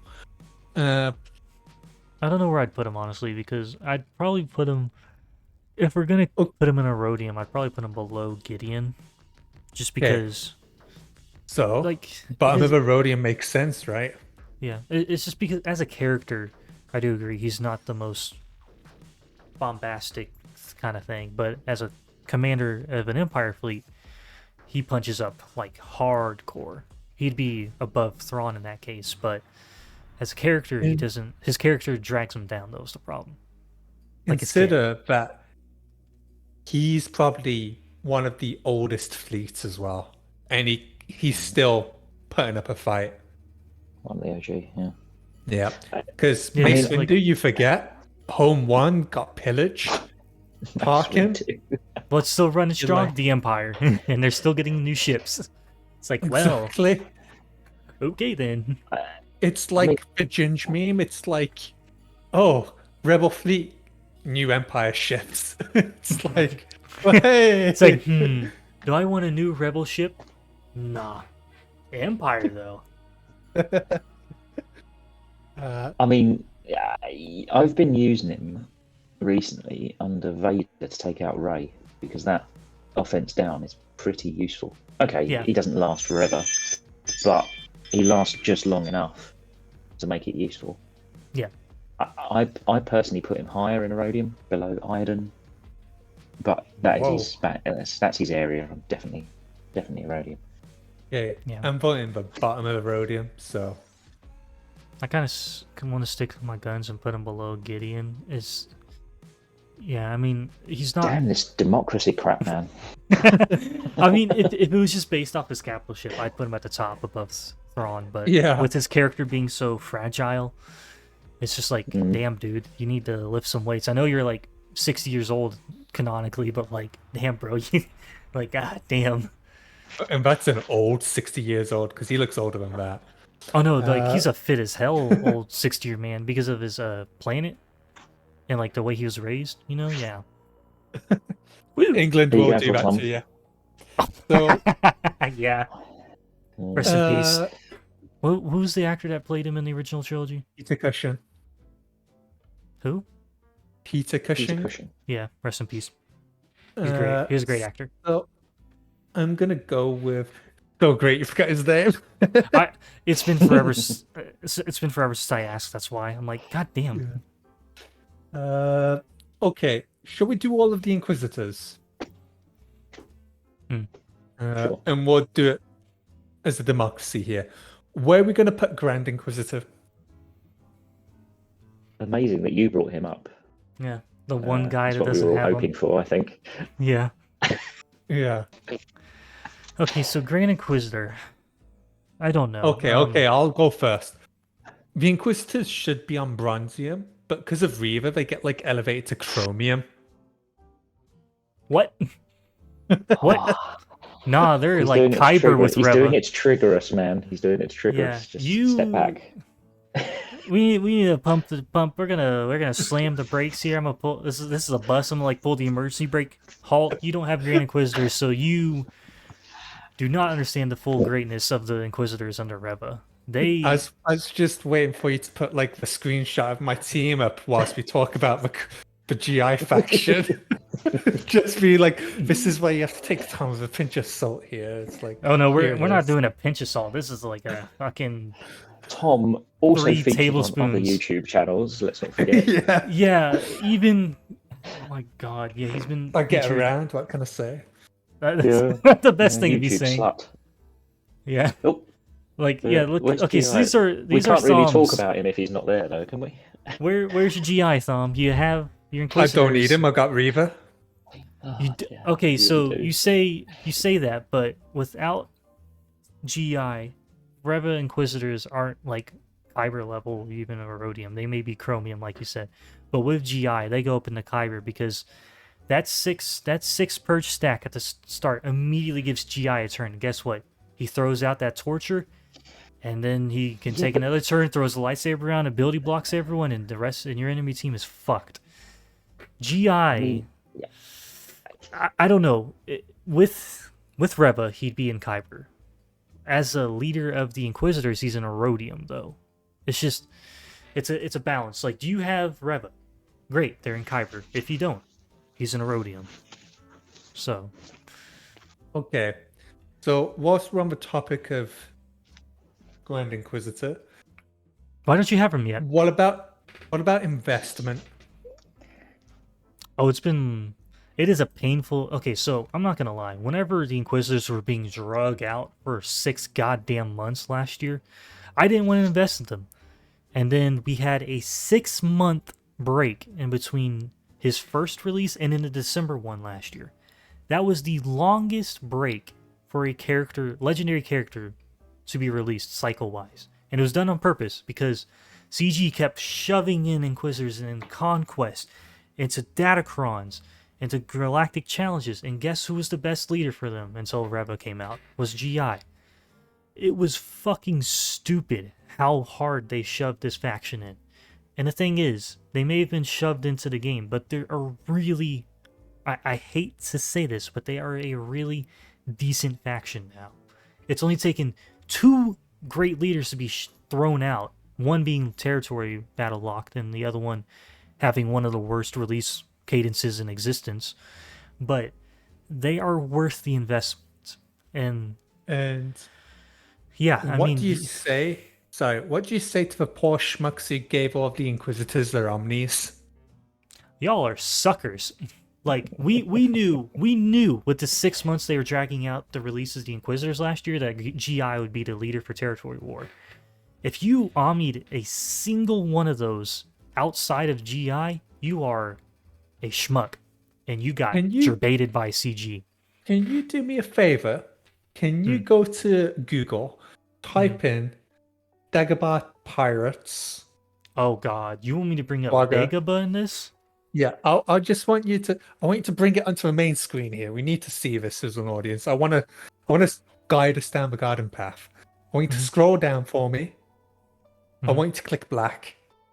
Oh, don't throw black under the bus No, like that. I'm not throwing him under the bus. I just want you to click characters, and I want you to click filters. There you go, Inquisitors. He really did all of them, but why, man? Black, man. I just called everyone a schmuck.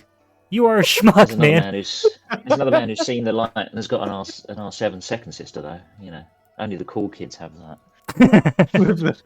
But okay, you want to throw black under the bus, but black also has all these other armies. So black has everything. So let's not. Black is our Aesop. Superman. Why'd you get the man that has everything?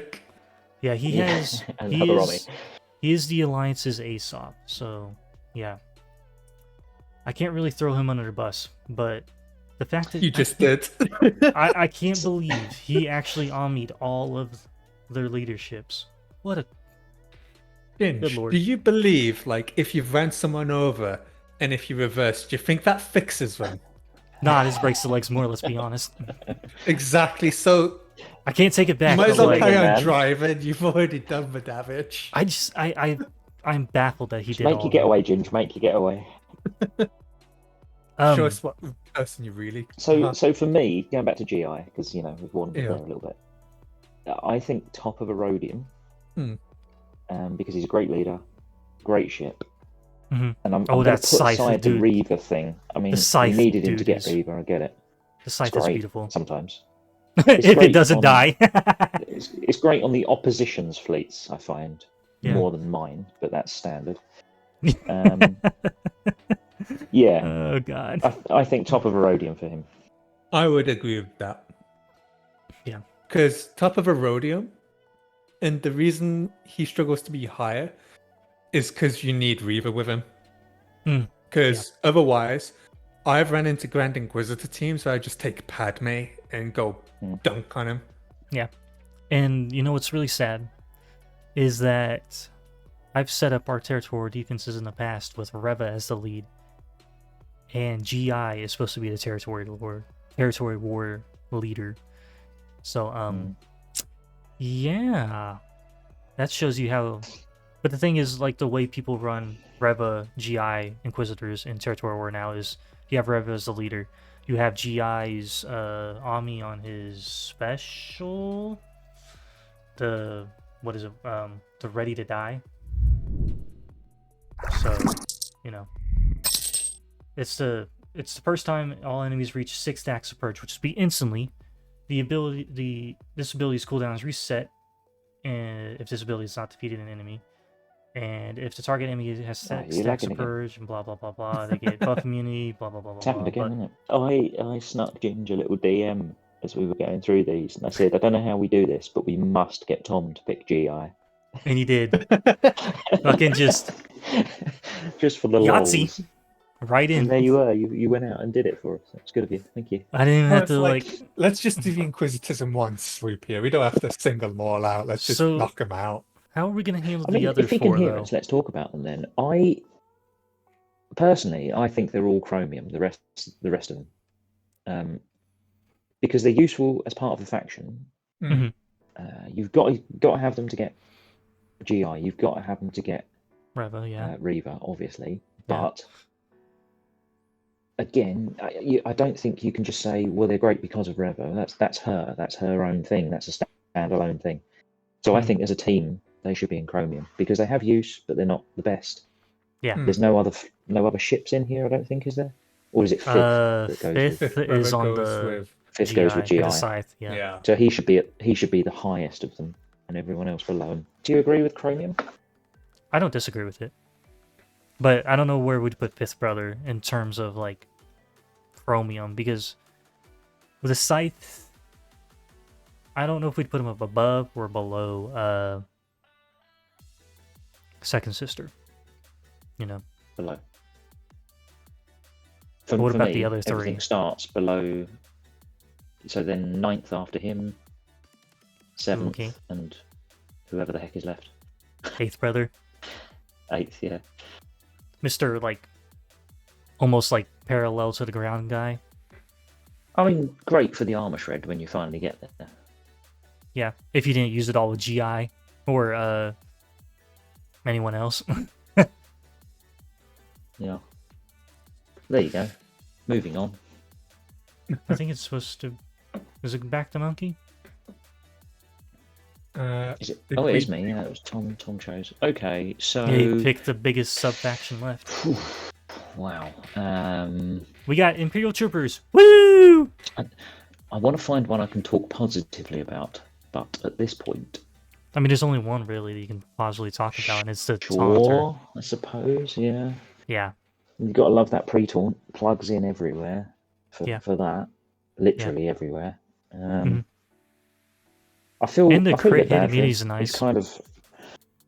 Yeah, true. He's been sort of overlooked. It doesn't help that he's dog slow, so you don't get that very often. He does have a ship, the TIE Reaper, but it's not really used much anywhere. Let's be honest. Not even in the Empire I use it. Like, if that tells you anything. It boosts your health, doesn't it? Or something like that. It does.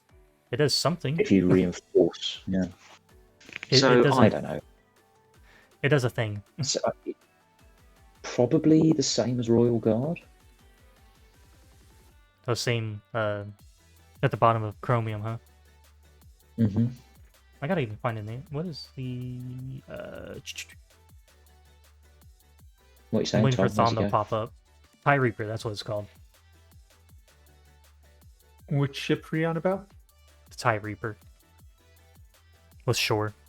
And also Death, because he's in it as well. Yeah. Probably the Empire tanks are quite slow off the mark.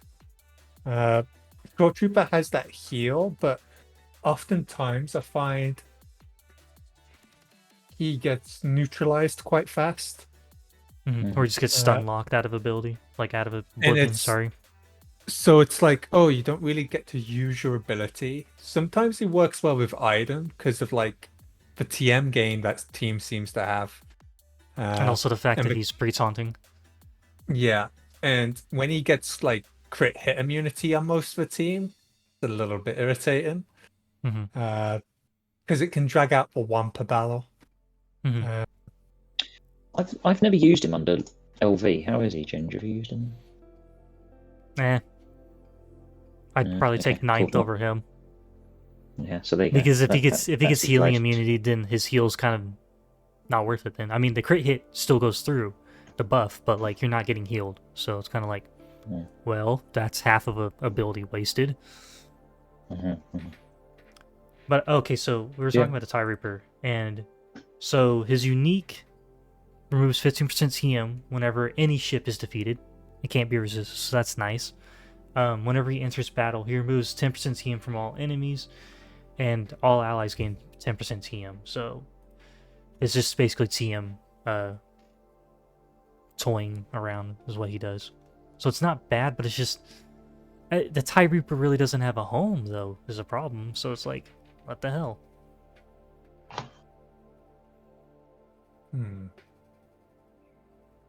I guess I might as well tackle the other half of that ship and, you know, Deathtrooper now. Go on then. I don't know where to put Deathtrooper. No. I don't know. I'd probably put him right there with his buddy.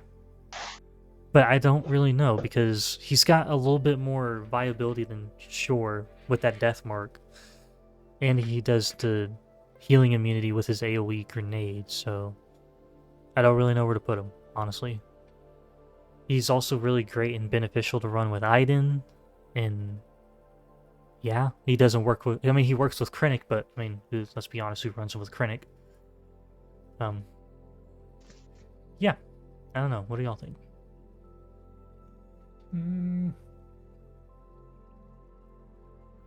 Deathtrooper. Well, it's tough, isn't it? You can tell by how hard I think. I mean, he's got an almost insta kill, which is great. Yeah. But you have to kill someone first, so it's not that good. Yeah. And it's not like Reva's death mark that just magically pops up, kind of thing. No, that would be nice. Yeah. Yeah, again, another character that sort of had a day way back when, and is usable, but I mean, for me, probably Bronzium, top of maybe. I also feel like he'd be better, higher ranked if his damn unique wasn't just tied to Krennic. Let's be honest here.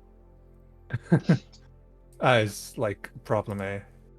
Yeah, because all of his best stuff is tied to Krennic. Like, he has a 50% chance to gain 100% TM whenever Director Krennic takes damage. And then also there's the whole Director Krennic can't be critically hit while Deathtrooper's alive. Why not just make it, like you said earlier while we are talking about Krennic, make it just Imperial leaders.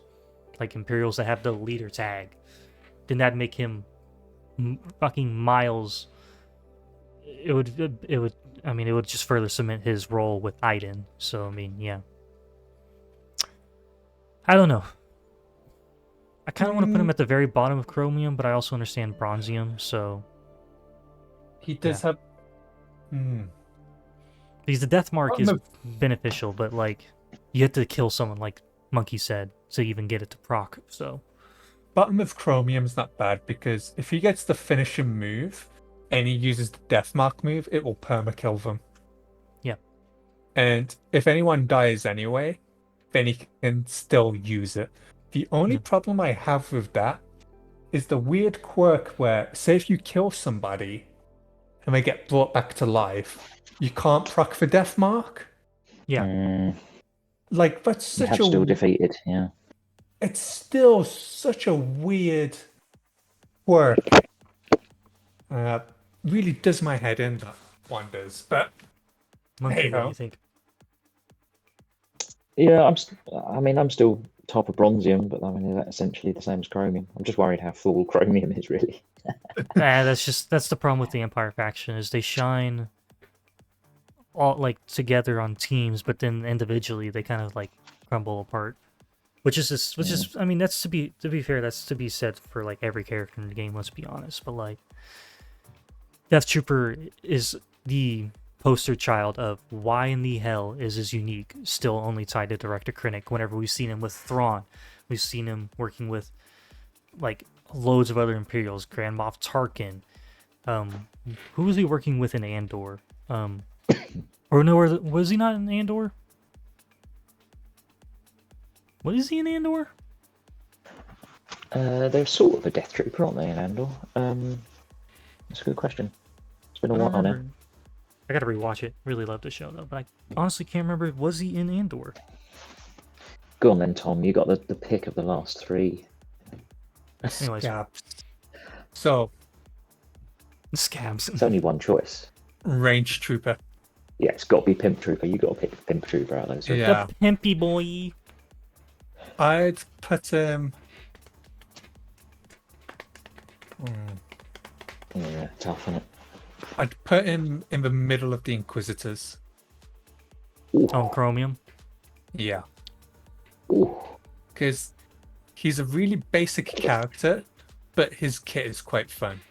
Like, Basic, I wouldn't say but simple. fun, but yeah, it's gives you protection back.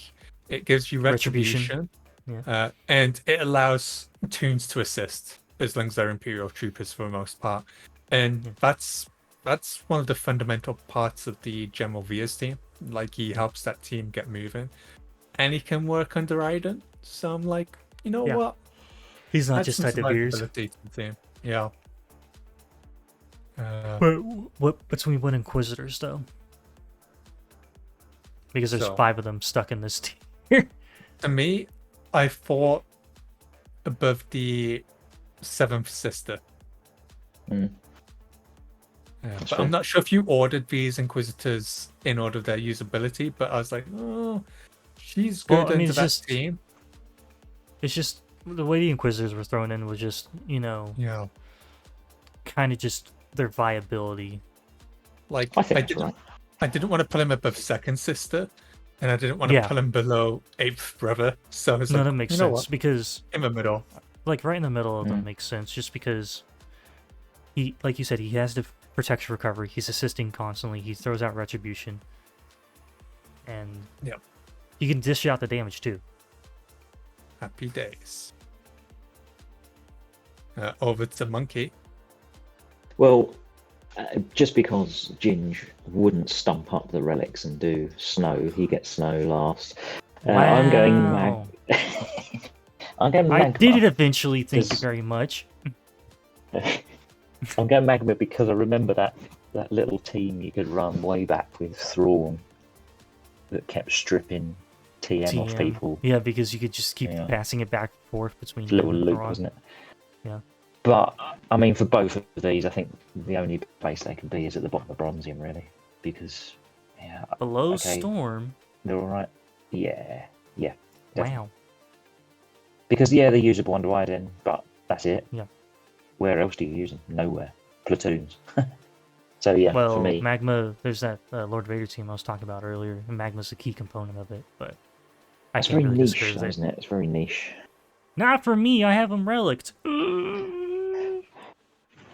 I can't really be like the arbiter of like disagreement though. So.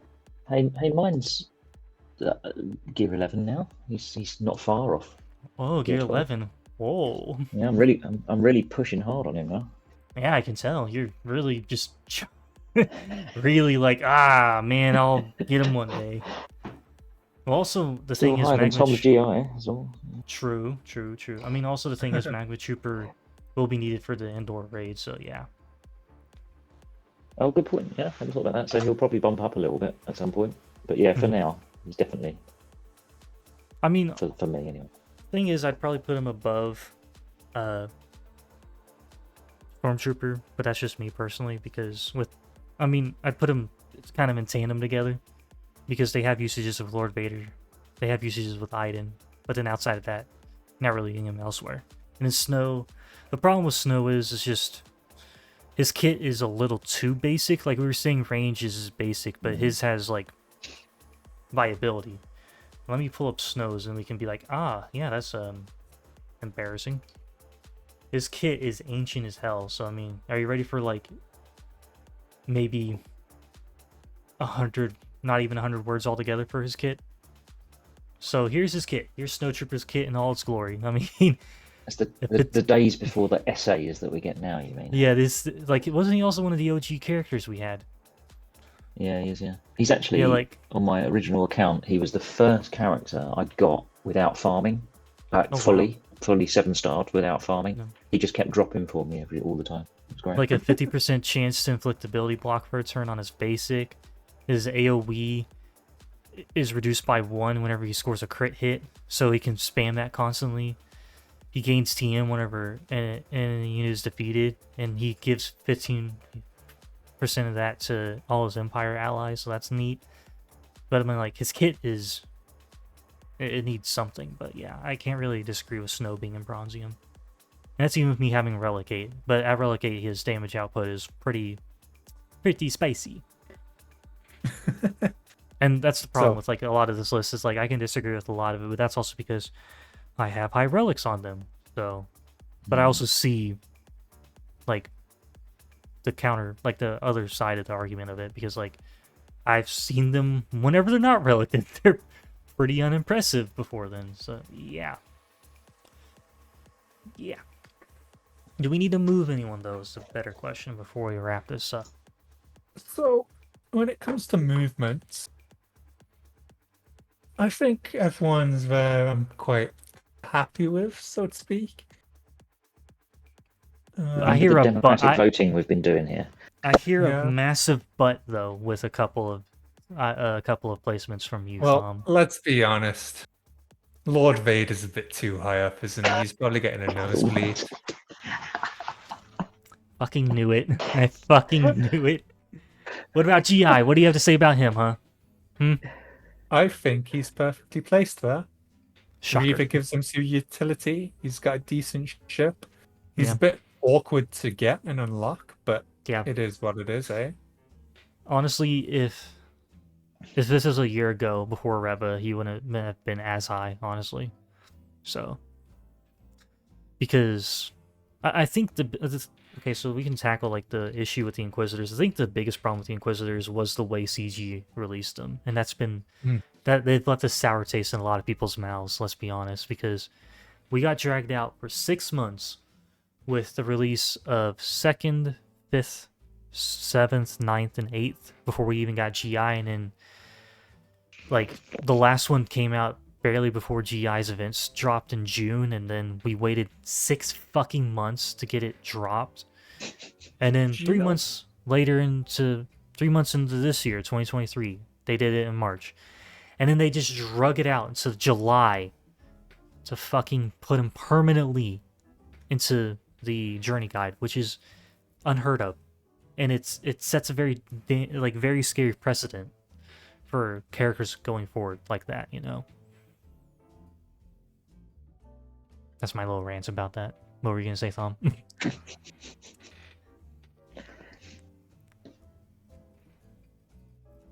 You said you know and then disappeared. Is he dead? No, yeah. Maybe he's suffering from the same thing you are. Yeah, I don't know why Discord was having so many issues. It may have just been my computer, honestly. Let's be honest. So I'll go then while we're waiting for him. I'm happy with the play. I'm mostly happy. Oh, there he is. Wow. Whoa. Can you hear me yet? Yeah. I can hear you now. I was like, this little fucker thinks he's going to take my turn. I think not. No, we're just like, where did you go? You like went silent. You said like you were saying you were about to start something, and you just like cut off. I'm like, are you okay? Then, where'd you go? Do you know what was concerning to me? I was like, these little fuckers have been in DMs and be like, do you know what we should do? Just pretend we can't hear him. And I was like, nah, I'm going to try the soundboard here. I'm going to test this out. Why didn't we think of that? It was a genius idea. But no, we're just, like, you're going to say something. I'm like, I gave you the floor. And then, like, I'm just like, nothing. I'm like, is he okay? It's just like, hello? It's like, all I hear is, I'm like, where'd he go? So what I was going to say is Reva should have been how the Leviathan should have been rolled out, and it came out and everyone was like awestruck how powerful that bloody thing was. It was like, is this broken? Working as it intended? And CG were like kind of radio silent, and you're like, whoa. And now we have the complete inverse of it with the Leviathan. Yeah. But it's like CG is still silent. Yeah, they acknowledge the bugs and then nothing. It's like, great. So my investment of 24,000 plus crystals has been... Let's be honest, like 21,500 crystals for you. Oh yeah, because of my refund. Woo! My impatience paid off. Shut up, dude. So I'm like, oh yeah, Reva is just that powerful. The fact that she can take on GLs and elevates the Inquisitors to the level of taking on GLs is ridiculous. It's such a slap in the face, though. Especially after the nerfs, yeah. Especially after the nerfs. With the way they phrased things and said, like, XYZ... No non-GLs can do this, yeah. We want GLs versus GLs, but here's Reva. Yeah. That was a disgusting one. Yeah, I can't really... You could maybe shuffle a few about, but I think they're in the correct bracket, because each character, if they're in a Rhodium, has like that downside to why they're at the back of the queue or at the front of the queue. Yeah. Same with Chromium, Bronzium, the trash compactor. Yeah. The very bottom row, they just need to be completely reworked or some shit like that. I don't know. And the fact that 2 of the 4 at Carbonite already have Omnis tells you something, and the Omnis came and helped them be better. I do wish C had some kind of Empire synergy. Just because he was the Emperor of the Galactic Empire. Exactly. That's just me. Yourself, Monkey?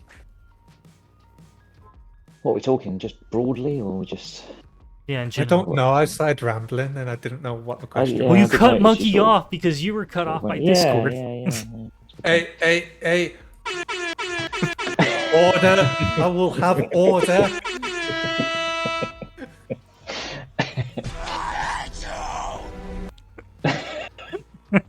Yeah, dear. You idiots, the lot of you. Yeah. I mean, I'm happy with most of the placements. I'm still not overly comfortable with Lord Vader being that down in Kyber. I still think he should be in the GL faction, which has been renamed for some reason. But yeah, I'm pretty happy with that. I think just the problem is Vader has a lot of non-GL counters, and like he does require a lot on Datacrons, and proper modding is the thing. So, and even at like Relic 8 and Relic 9, he can be pretty easily destroyed. It's kind of like a joke of a like investment there, and like the requirements for Lord Vader don't go to him and his team though. Like you get Bad Batch, which is great, but that's not an Empire team. You push Padme up, that helps your Galactic Republic, great. I'm now drawing a blank on the rest of his. Oh, Tusken Raider. I mean, he got better now with the Army, but like beforehand, he was like, oh, great. Tusken Raider, I know why, but like, yay, Raider. Nute Gunray, Count Dooku. Like, Lord Vader strengthens every other faction but his own. Yeah. And if you was to farm Lord Vader now, imagine how screwed you would be, because how'd you get more? Oh yeah, that's a whole other can of worms. The fact that you have to get him from Proving Grounds and it costs 2,200 crystals to refresh one battle. The one battle you get is ridiculous. Exactly. I feel really bad for new players because like Maul, Cat, a whole bunch of ships that you need are like locked behind Proving Grounds and 4 million GP, and that's like Cat boost up JMK to the, top of, Galactic Republic teams and Jedi teams and shit like that, and then Maul's needed for Lord Vader, and it's just they really need to change how they do the Conquest releases. I just can't wait to get my Lord Vader lifter, Malicos. Oh yeah, with your non-Lord Vader teams that you have. I'm gonna have a Lord Vader team minus for Lord Vader. I really don't understand why I might put Reva in best leadership slot. Like the whole like CG saying Malicos can work with Vader was an odd one, not gonna lie. Okay, so like I said at the beginning of the video, Scout Trooper's not in the list because whenever we did this recording, when did we do the recording? It was late one night. I don't remember when it was, but was it the 28th? No. Whenever it was, back in July or August, Scout Trooper wasn't out yet, so we'll just have to roll with it and wait to see how she ends up. How good she ends up being is what I'm trying to say. But yeah, if y'all enjoyed, don't forget to hit like and hit subscribe. Thank you for watching or even listening. Either one really makes me happy. But yeah, thank you for doing so, and I will catch you guys later on. I hope you have a good rest of your day.